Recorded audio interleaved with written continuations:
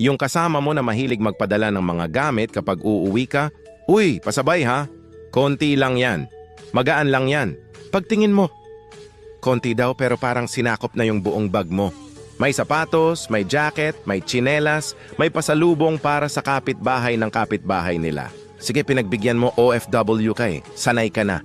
Pag uwi mo sa Pinas, ikaw pa yung parang naging delivery rider. Tapos balik ka na ulit sa abroad. Akala mo tapos na? Hindi pa pala. Biglang may message, "Oy, may ipapadala ako sa iyo ah." Konti lang din. Importanteng gamit. Pagdating ng package, may bagoong, may tuyo, may kape. At kung ano-ano pa, baka magbayad ka pa kung mag-excess ang bagahe mo. Nakakaabala siya, sa totoo lang.